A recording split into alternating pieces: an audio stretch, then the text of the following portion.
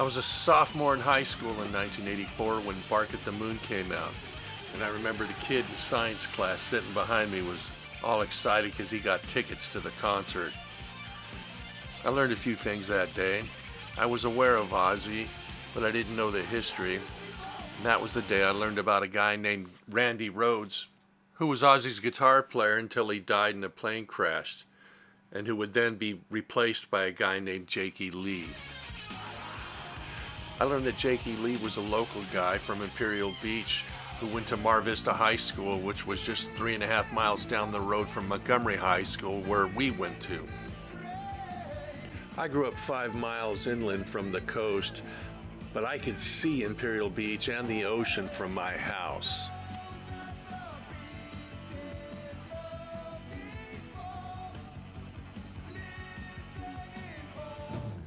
That's me looking very inquisitive, standing between my older brother and younger sister.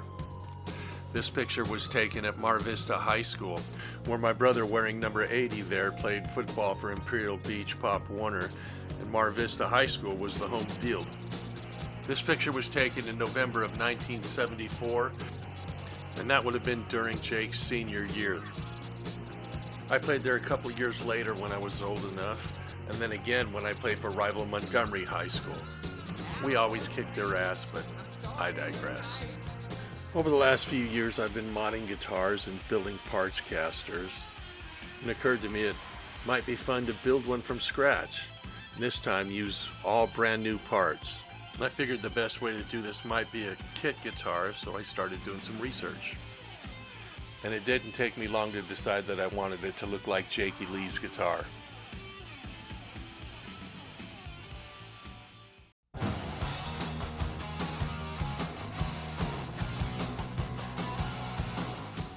This is the only known picture that I'm aware of Jake's guitar before it was painted white. So this is basically Whitey before it was Whitey.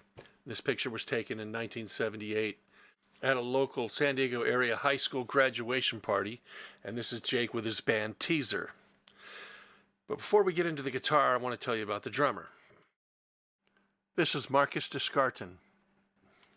Now you can't really see his face in this picture, but he was good enough to send me this more recent one. Like me, Marcus graduated from Montgomery High School, but 12 years earlier in 1974. Marcus told me that he actually met Jake at Montgomery High School. Apparently Montgomery and Mar Vista High Schools shared a choir teacher, and whenever that teacher would come to Montgomery High School, occasionally he would bring Jake along to play piano to accompany the choir. So Jake was never a student at Montgomery, but he still has this small connection to us, and I think that's pretty cool. So let's get back to the guitar. What we have here is a Fender Stratocaster with an oversized headstock and a hardtail bridge.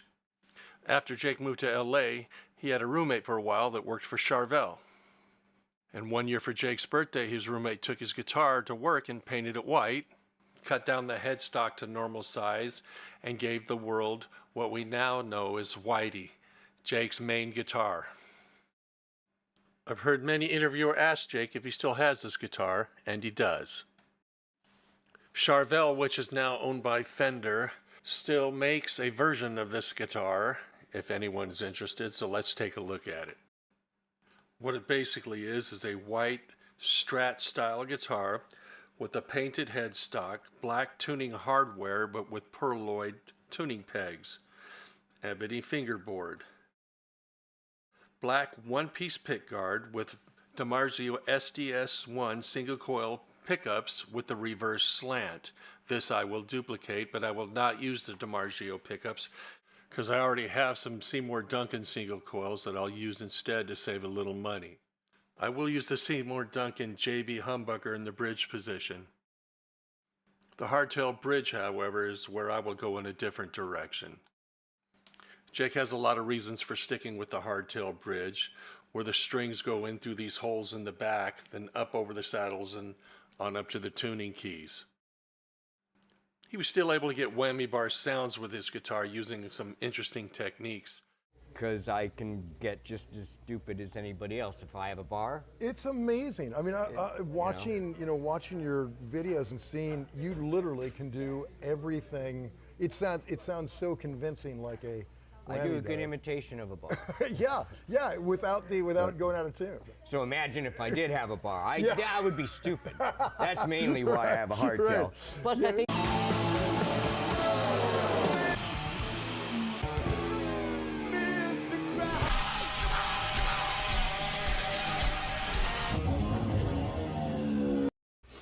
You know, and I think original Whitey was a 3-bolt neck, right? It was. Which had to be, the way you would abuse that thing, how many times did you pull that neck out of it? Oh, a lot of times. Yeah. A lot of times. I ended up just like super gluing the shit out of it. Right. You know, and it would still occasionally crack and maybe come off a Yeah. little off kilter, and I'd have Right. to find the right place for it. Yeah. But I could never break it.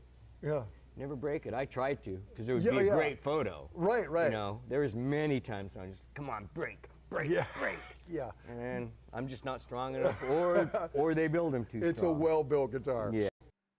I'm going to use a Floyd Rose bridge with a whammy bar because that's what I've always used since I got my first Fender Strat in high school back in 1985. The body on this guitar is made with ash, and if anyone's interested in purchasing this, you can get it for the low, low price of $2,899. Yikes. Charvel does make an import version for $12.99, but the body's made of alder and it does not have a painted headstock. Mine will be made with an alder body, and I will try to keep the cost of my project closer to this one. Wish me luck.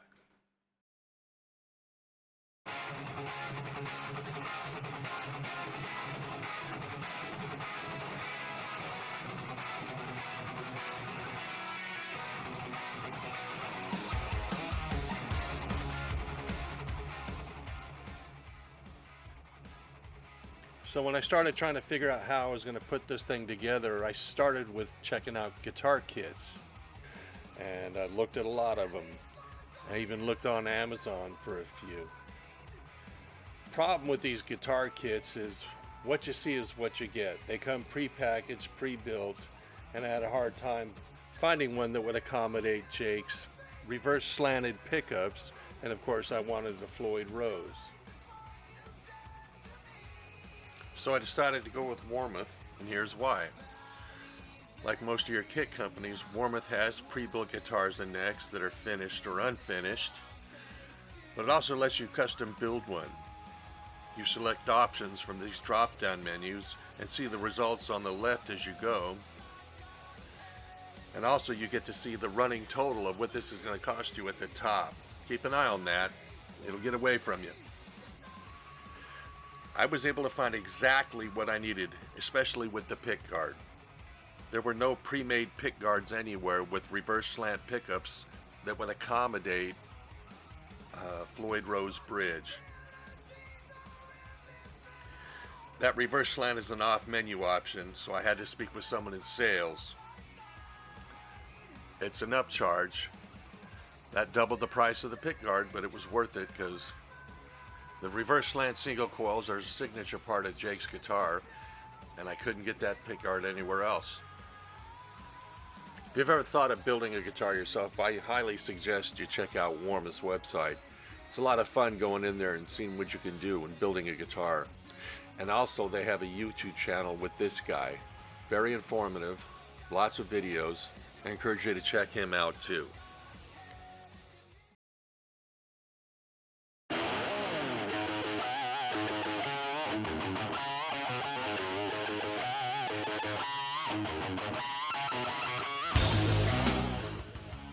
Here's the body, made by Warmoth, obviously. So I went with the universal pickup route to accommodate the pick guard with reverse slanted single coils. An off-menu option you can get through Warmoth for an additional charge, as well as having the bridge post inserts installed for you. It was all sanded pretty well, but there's some rough spots inside the cavities. I don't know if the camera will show them, but I'm going to go ahead and sand those smooth, even though no one else will ever see them.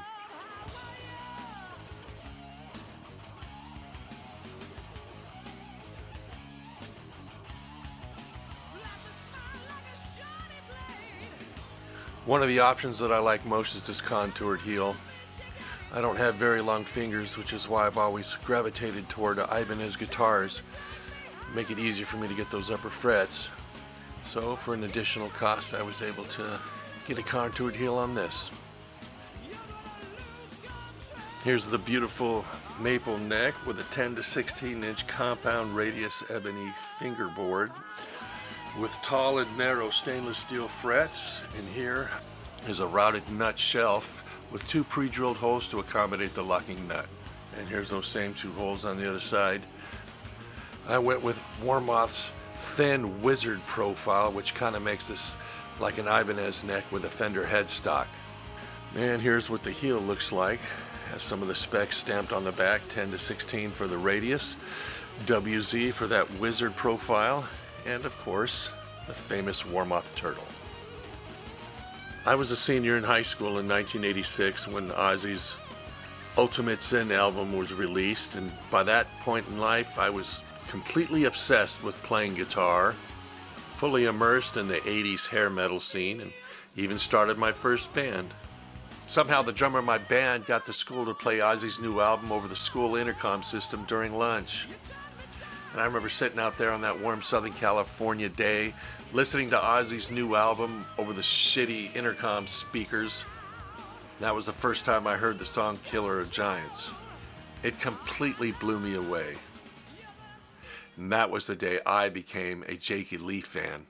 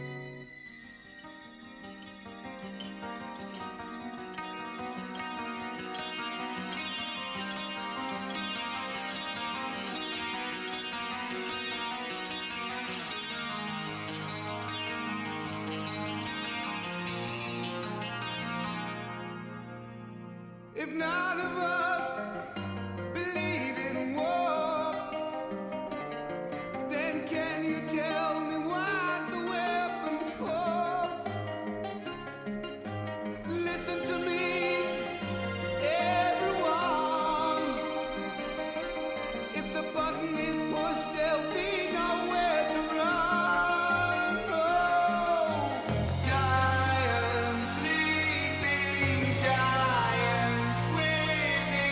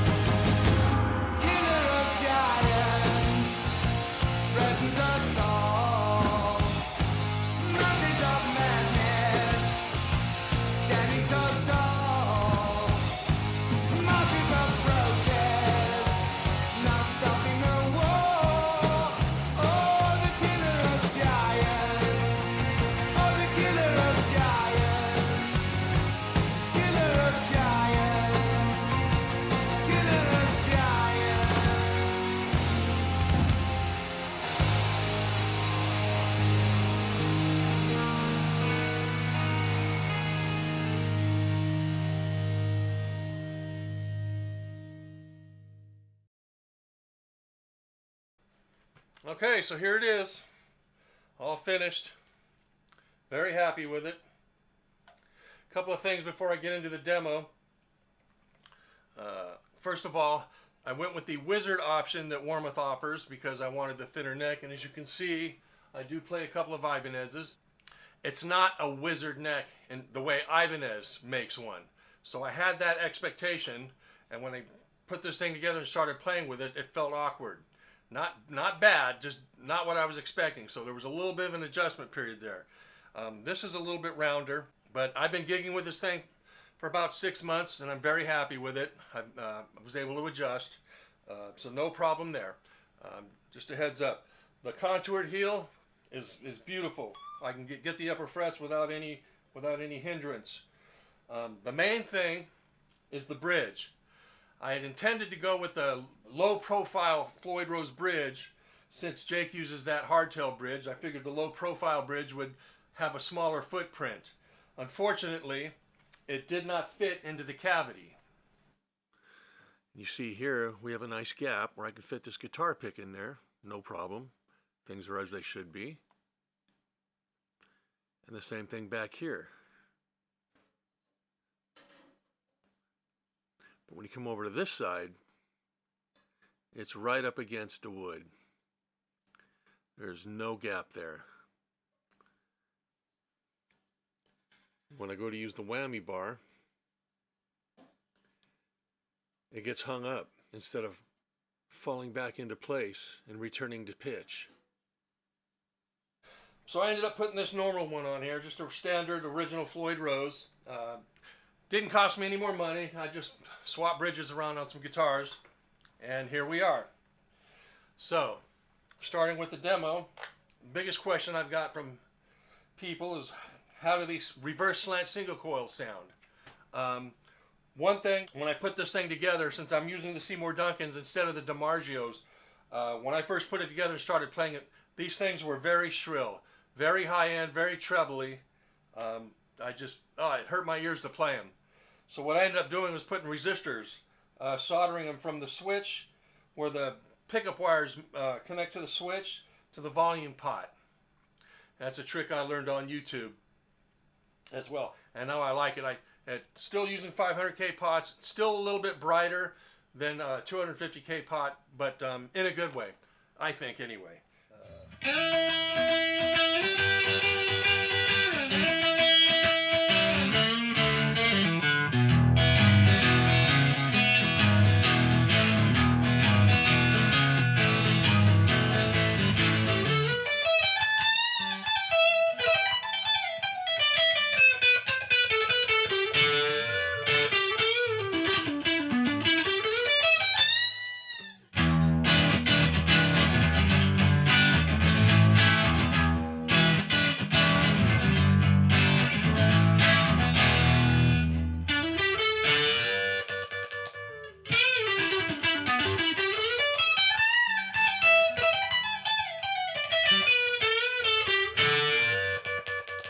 Oh yeah, instead of a tone knob, Jake actually uses a tone knob, even though the Charvel guitar doesn't come with one. I went ahead and put that kill switch in there.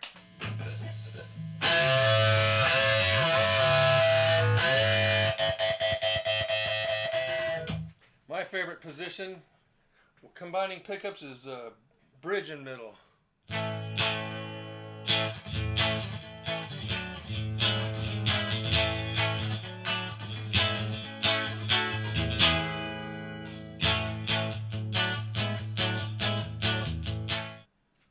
If you ask Shaky Lee why he likes the reverse slants, he says it gives it more bite to the low strings and a little more warmth to the upper strings. But also because it gives that Jimi Hendrix sound. Because you got to remember, Jimi Hendrix takes his guitar and he turns it upside down, but he restrings it the standard way. And the pickup in relation to the strings gives you that reverse slant sound. And that's had a lot to do with Jimi Hendrix's tone.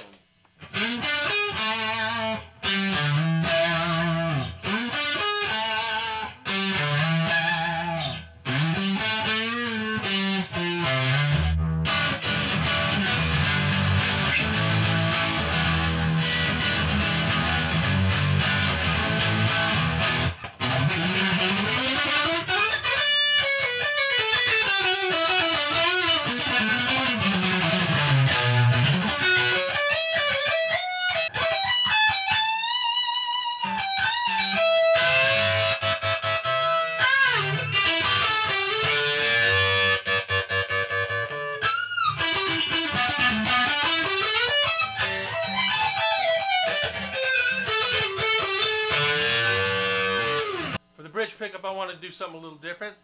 So, hope you guys like this. Thanks for watching.